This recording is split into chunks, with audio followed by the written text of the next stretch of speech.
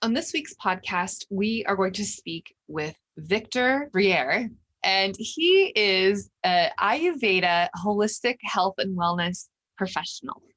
He is also an author of a new book, and we'll get to learn a bit about his clinic and what he does and how he gets new clients and things that he's doing to completely transform really what people know as holistic health and wellness. So we'll get to listen to him. But first, I need to tell you about a tool that we use that I absolutely love. It's how we book our podcasts, how I book our guests and all the appointments that people want with me. And it's great for managing my calendar for me.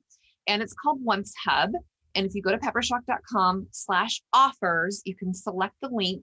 And if you need help setting up Oncehub, there's the schedule once. It's the part of Oncehub as well as chat once. And so it's a scheduling superpower and chatbot solution for your website, for your calendar. It helps you increase sales, delights your customers, and saves you time. You don't have to chase the calendar chase, right? And go back and forth on finding a time. You can just send them your booking link and then they will book a time that works best for them. And we can help you set it up. And in fact, you can even go check it out right now and go to peppershock.com/book-Jordan. And he is our marketing assistant. He will help you get your calendar hooked in, help you with the chat bot. He's been doing it for us now, and it's time for him to do it for other people as well. So go to peppershock.com/book-Jordan and he will get you all hooked up with schedule once and the chat bot if you want it. You can do one or the other or both through Oncehub. You'll use the link, you'll use the affiliate link that we have for you, and that way it directs it all to us, and then we'll know that we can be your support if you need it. So go to peppershock.com/offers. And without further ado, I need to also give you my weekly marketing tip, my marketing essential, something that you have to have in order to keep the doors open in your business, especially during this time of interesting ways of the market that's going on and the pandemic that's hopefully going to be coming out soon of this space and place and time that we've been experiencing for over a year now. And I believe that if you can at the very least, do some things to keep your doors open that will continue to help you build your brand and your bottom line. And those things could be getting on to social media. Maybe you're not on social media. Maybe you don't use it as very often. Getting into a routine to where you can check your LinkedIn and message people and just share with them what you do and how you do it. And then the other thing that we do is on a monthly basis, we have a virtual marketing meetup that we collect everybody that wants to get together to meet people and network and talk about your marketing journeys, right? We call it the Marketing Expedition Virtual Meetup. Right now, it's every third Friday at 10 a.m. Mountain Standard Time. And you can go to peppershock.com/events to find that event and any of the other events that we have going on. And this particular event is free. So you can join us, you can network, you can meet other professionals, other marketing leaders and entrepreneurs, and those that need to get out and meet people. Even though we can't necessarily go out in public, we can do it from the comfort of our own home office, that is working from home, right?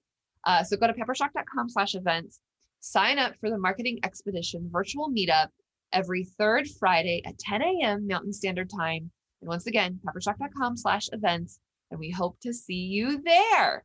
All right, now, without further ado, let's get to the podcast.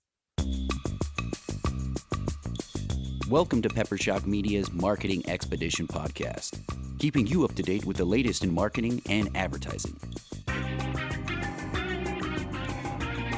Now here's your host, Rhea Allen. Welcome to the Marketing Expedition podcast. I'm your host, Rhea Allen. I'm the president and CEO of Peppershock Media and the founder of the Marketing Expedition community. And today's guest, we have Victor Briere. He is the co-founder and chief academic officer of the International Institute of Ayurveda. Did I say it right? Perfect. Yay! Victor Briere, an Ayurveda doctor, is the co-founder and International Institute of the Ayurveda. Victor is a gifted pulse reader specializing in Ayurveda diagnostics, techniques, and health counseling.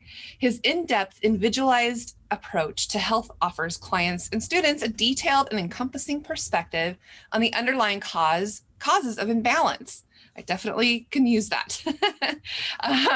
Victor's approach to wellness emphasizes the role and importance of lifestyle and dietary balance. He offers the support often needed to successfully address the root cause of illness and restore the body to balance. Welcome to the show, Victor. Thank you. Thank you. Pleasure to be here. And we were just talking, you are in Northern California. Yes, that's true. And you are practicing there. So tell me a little bit more about what you do and how you help people. And the bio is one thing, but just from your own words, tell me a little more about you. Okay, happy to. From my own words, it changes a little bit every day, right? When it comes right. out organically. Yeah. So Ayurveda is coming into vogue in the United States, but it's been around for like 8,000 years. Wow. So it's new here, but it's not a new health system. It's actually one of the world's oldest health systems, if not the oldest recorded one. So what is it? What does Ayurveda mean? Ayurveda literally means the science of life, or the science of longevity, how to live a long, healthy life. And it is considered a holistic system of healing because the foundational belief is that your body is a completely integrated whole. There's no such thing as having a stomach problem without it affecting your entire body. But just because we don't have symptoms in our head, for example, if we have a stomach ache, we think, oh, I have a stomach ache, that's it. Let me go take something for my stomach. Ayurveda would say a big, no, don't do that. There's something pathologically going on in your system that's causing that stomach ache, and that's indicating future problems ahead if you don't address that stomach ache, relatively within a short period of time. So that makes Ayurveda a preventative healthcare system. So allopathy primarily is a healthcare system that deals with presenting illness. Like, you're sick, go to the doctor now. You got sick, now go to the doctor. Ayurveda says, no, go to the Ayurvedic doctor before you get sick so you don't get sick, because it's a lot easier to deal with a health problem that's just starting to start than it is to deal with a chronic health problem that's been in your body for however long. Excellent. So, and how long have you been practicing? I've been practicing, give or take, 10 years. Fantastic. And I'm not allowed to say practicing technically. I have to say holding a clinic, because that's an important little point. Ayurveda is not a licensed healthcare system like someone having an MD practices allopathic medicine that's licensed. But in the United States, Ayurveda is not licensed, which is good and negative in certain ways. It's a double-edged sword. It sounds like it. Yeah. No, I'm glad for the correction. I don't want you to do the wrong thing, but I get it. I understand. And so so do you have a clinic that you go to that you, visit, or are you working from home, or are you do you go to people in their place? I have a clinic. The clinic is Pacific Coast Ayurveda. That's the name of the clinic, but that's a part of the International Institute of Ayurveda. And it's in Northern California, right on Highway 1, which is this beautiful highway on the West Coast overlooking the ocean. And so clients pre-COVID would come in and we'd sit down and talk health and go over their health issues.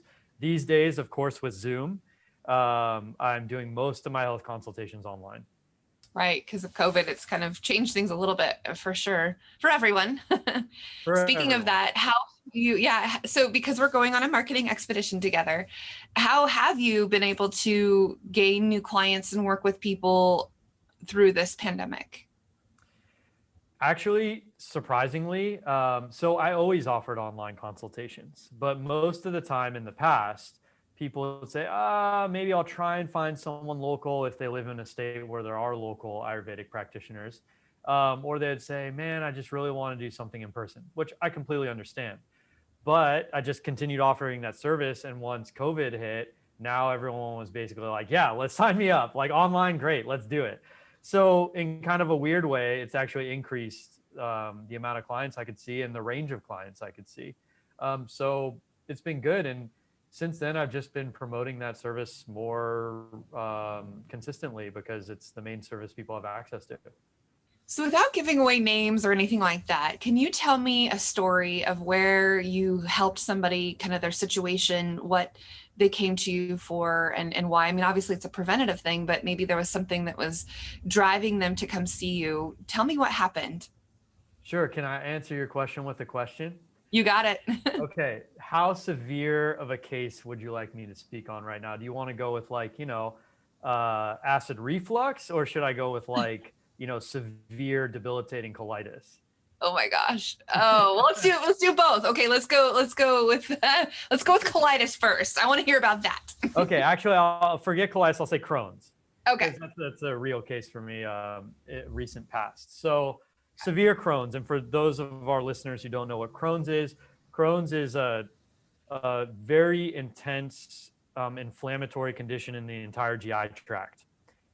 Typically, it's an immune system issue as well. But there are many varieties and all that. So what happens is that a lot of people suffering from Crohn's can't absorb food properly. And so they can either become very overweight, which is kind of strange to think about, right? If you can't absorb food, how do you become overweight? But that's what happens. Or they start losing a lot of weight and become severely emaciated. The emaciation in this particular case, you got a male who's a young male weighing less than 90 pounds. So very severe, right? Mm-hmm. And so, of course, allopathy prescribes steroids, prescribes, immune suppressant drugs, injections, things like that, whole bunch of supplement antibiotics for complications that can cause infections and all that, so on and so forth. And then the big thing that Ayurveda has something to say on is, and in order to gain weight, you need to eat 1,800 calories a day, right? That's what an allopathic doctor would say. And it's like, okay, makes sense, right? You take in more food, you gain more weight. But that's not quite how the digestive system works. So according to Ayurveda. And plus there was not a lot of commentary on where those 1,800 calories came from. So take it as a protein shake, take it as chicken, take it as beef, take it as whatever you want, just get the 1,800 calories. So Ayurveda would hold up a big giant stop sign and say, whoa, whoa, whoa, whoa, whoa. You can't just not distinguish between where you're getting those calories. And not only that, if the body can't absorb what you're putting in, then it can actually cause further problems by creating more toxicity in the system than was there before. And what Ayurveda would say about that is the more toxicity you create, the more aggravated the immune system is going to get, the more inflammation that gets caused, and then you increase the disease pathology, or you progress the disease pathology. So that's what Ayurveda would say. So Ayurveda would take a very different approach. Ayurveda would say, actually, we need to lighten the diet extremely. We need to basically feed you the most easily digestible foods you could possibly have that are organic and fresh and so on, and very limited in selection so that it's extremely easy for your body to absorb. And in doing so, you, like a baby, slowly nurse that person's body back into being able to absorb food. It's a long, slow process, but long story short, the client starts gaining weight back. The inflammation reduces. Of course, it's never a straight line just towards perfection. There are setbacks and all that stuff. And not only that, Ayurveda is going to say, well, because of the severity of the disease, there are all these emotional issues that come along with it. And what's first, the chicken or the egg? Or do they happen simultaneously? Because the mind and the body are not really just one, they're really just one entity. So you start to observe that whenever this client gets very emotional or very reactive to factors that have nothing to do with the disease pathology, the symptoms aggravate quite substantially. So Ayurveda says, of course, the body is one entity, it's holistic. So if you're going to address the root cause of this, you're going to need to address the anxiety, the fear, the anger, the depression, all those things simultaneously with the right diet that is not just trying to say, here, pack calories inside this person's gut, right? And then over time, that starts to unwind the pathology of the person, and their body can start to flourish. So that's the short version of a complicated case. Yeah, no, that's great. And then, okay, so then the acid reflux, which I know somebody close to me who has that issue. And, so I'll be curious to see how you help somebody else with that. Okay. So acid reflux is interesting because people say, oh, I got heartburn, right? And there are many causes for what that could be, but they get that burning sensation in their esophagus. And it's easy to think I have too much acid. Well, that might not be the case. Actually, it could be quite the opposite. It could be that your stomach acids have lost potency. And in Ayurveda, we talk about this functional biological force called Vata, which is a Sanskrit word. Vata deals with the movements in your body, whether it's a regurgitation, whether it's an elimination, whether it's impulses traveling through the nervous system. Anything that moves in the body has an kind of overarching force that's categorized as Vata. So that acid reflux, there's a big Vata component because basically the weakness of a sphincter at the top of your stomach and a reflux type action has to do with the way things move in your body. But your esophagus doesn't have the same kind of lining that your stomach does. So what doesn't burn you in the stomach might burn your esophagus. So we say, oh, let me take an antacid, right? Because I feel this burning. And it might calm down the symptom, but you're actually perpetuating and making the cause of the acid reflux worse. Oh, because no. you're further diluting your stomach acid. You're further creating this response in your body that my digestive system's not acting properly. I'm not digesting food properly, right? So on and so forth. So you get the idea. It's not always so clear cut as I could just trust what I'm feeling and address that feeling. Right. And then also, why do you have the acid reflux? That's the big Ayurvedic question. What's causing the acid reflux? Oh, well, I ate something spicy. It's like, okay, that might aggravate the cause, but is that the cause? And when you dive down into it, it's no, they've been chronically constipated since they were 10 years old, and so on and so forth. And there are all these there's some emotional issues involved. Then the story goes on, and really you have these deep-seated underlying causes that took 15 years to manifest as acid reflux. And if you don't address those fundamental causes, you're just going to either temporarily resolve the problem, or you're going to see that problem go away because it's been suppressed by some medication, and a similar problem that's related Ayurvedically will pop up somewhere else. Wow. Yeah. Yeah. I can see where that is, like you said, from the holistic approach, being able to understand everything that's going on, not just the one symptom or issue that you're experiencing. That's awesome. Yeah. So, okay, from a marketing perspective, how do you get to share these stories? How do you get the word out there? How do people tell about you to others?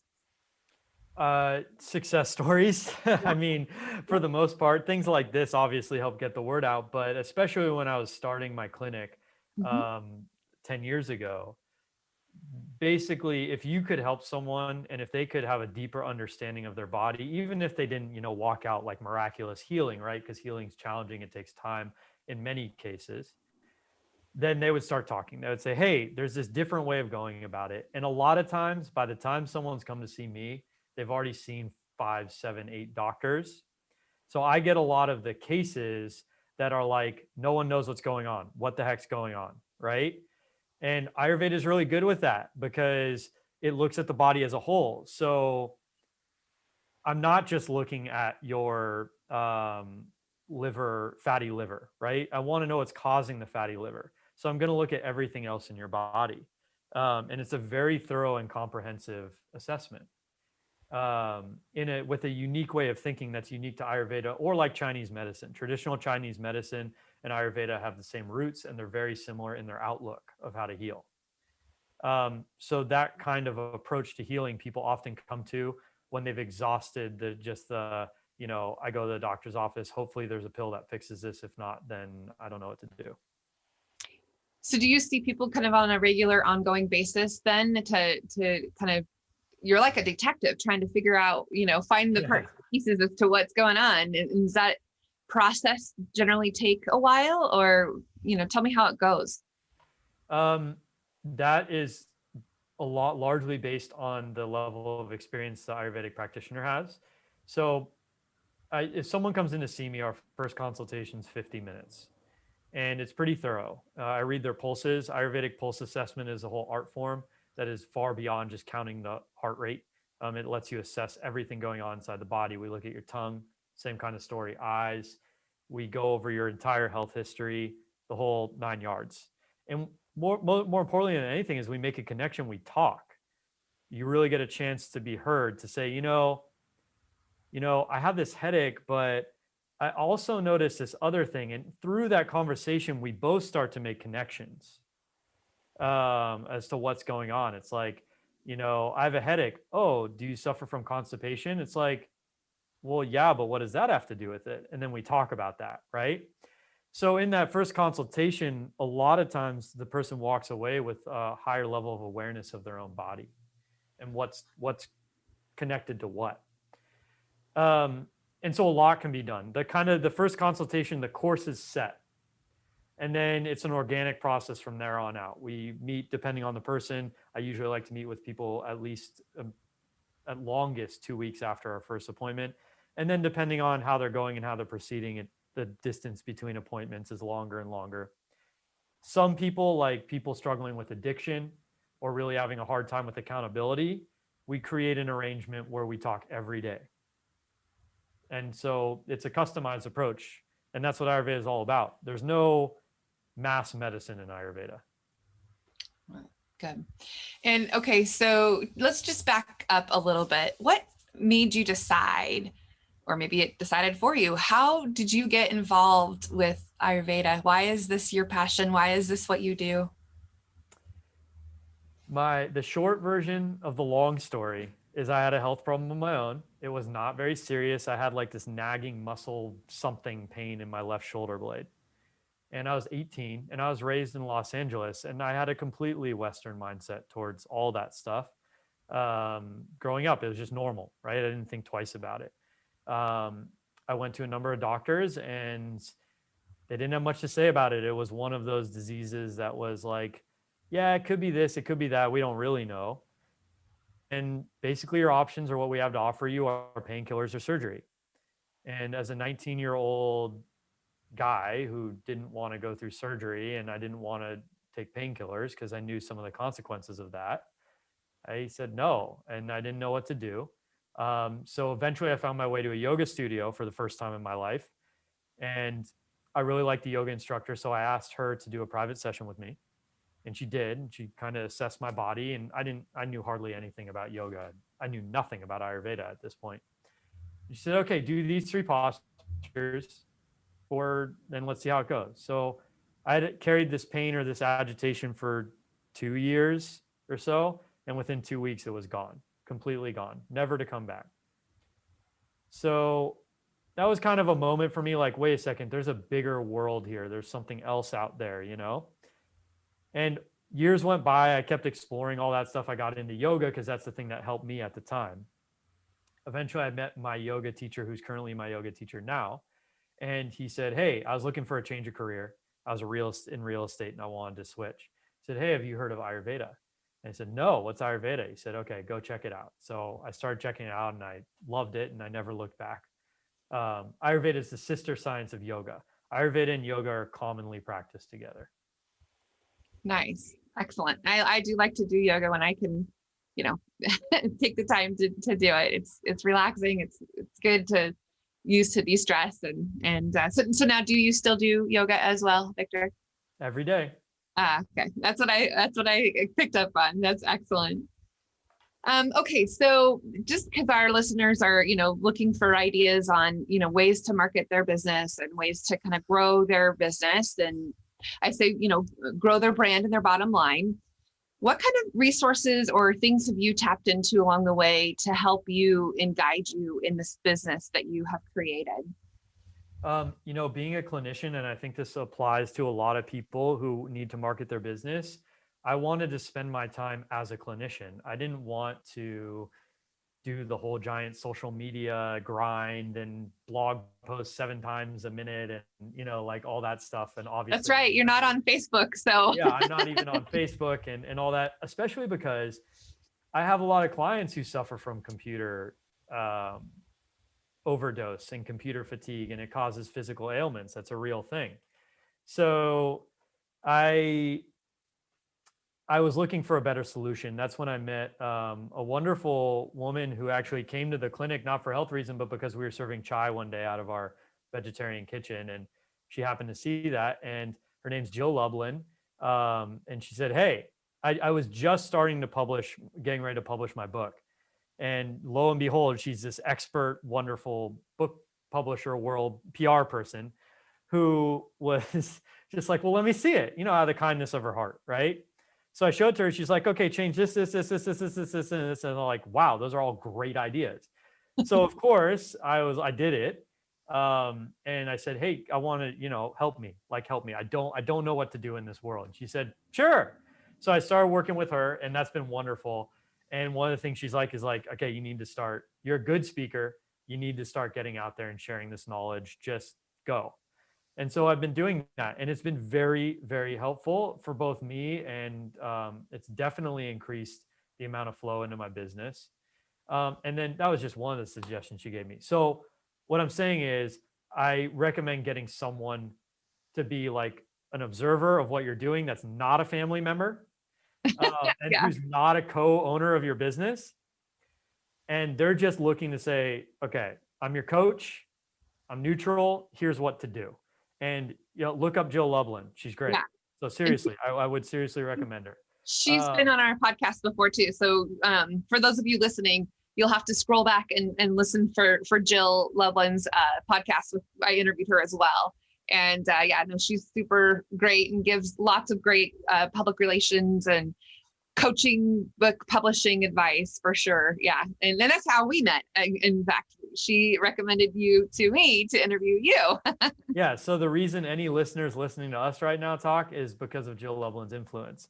That's right. So highly recommend getting a coach, neutral person who can just tell you this is what's up.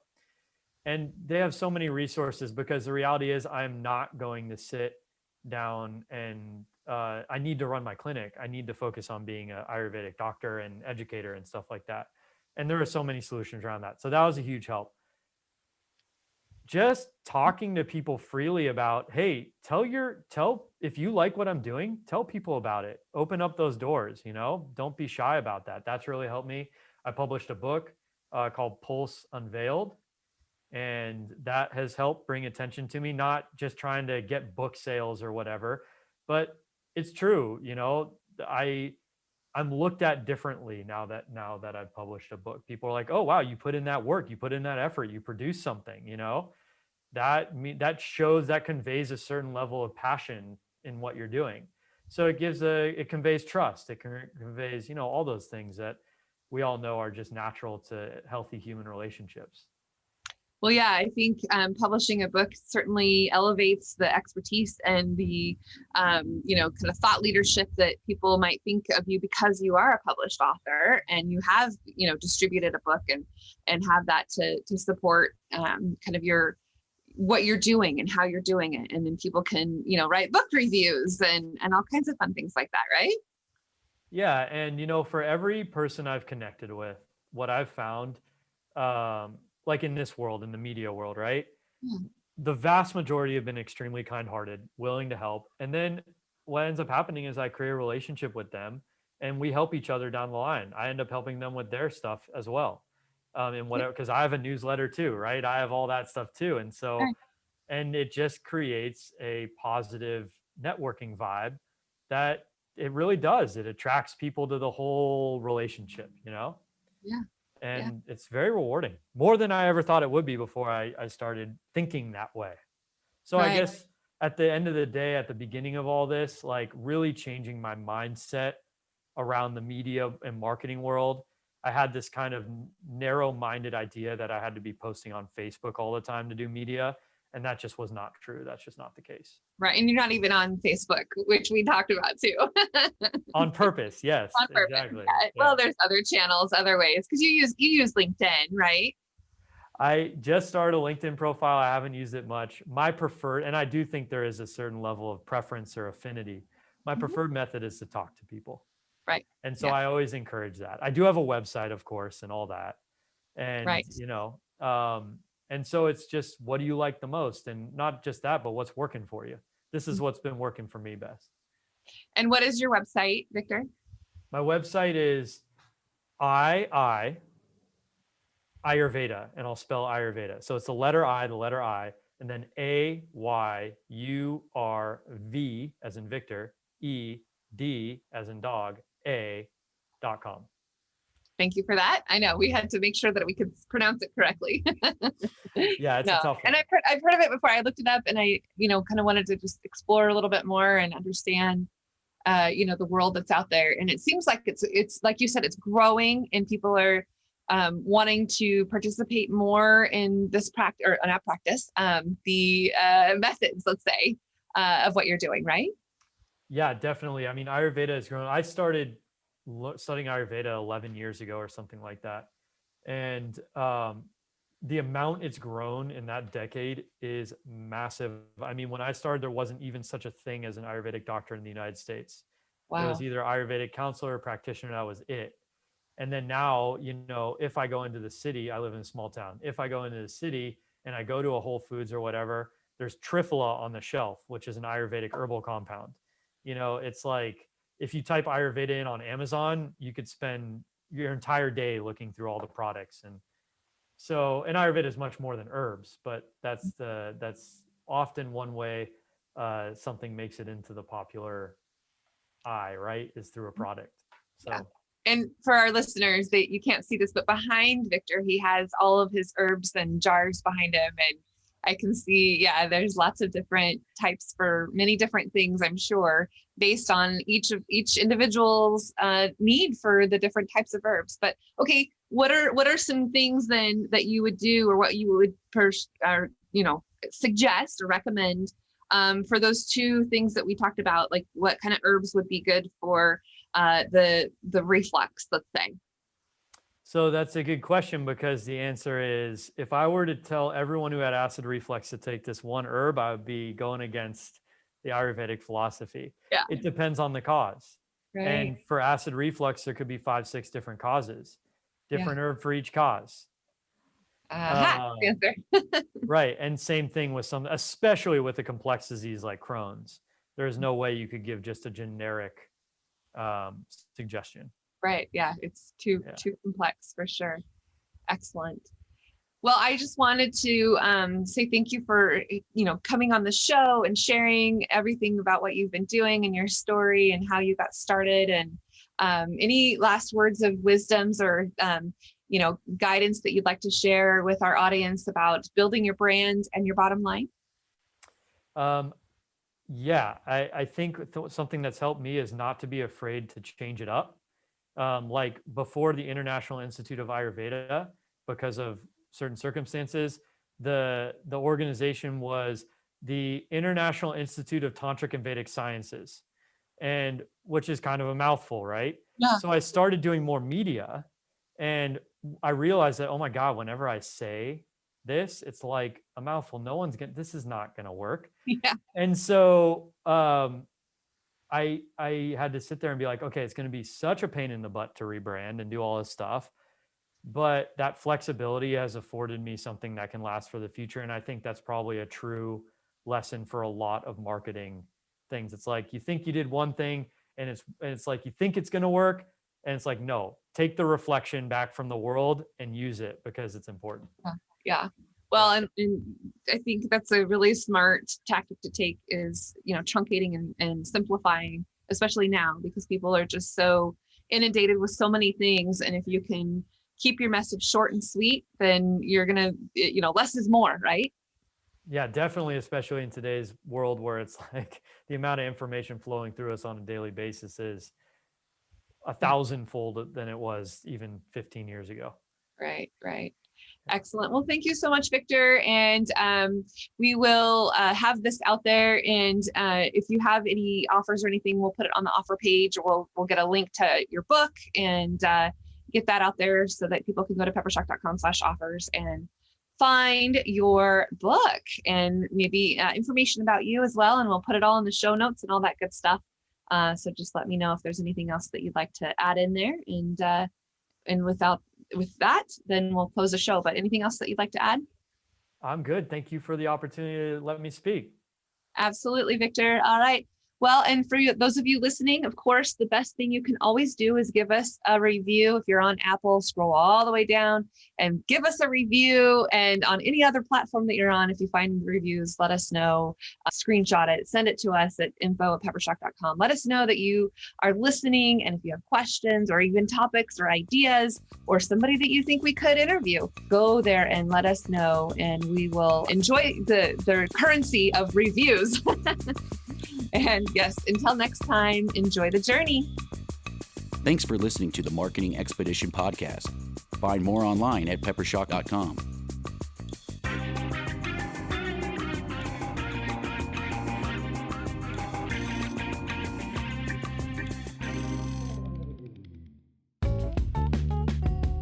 Wouldn't it be great if there was one place you can go to get all the latest information and tips about marketing and advertising?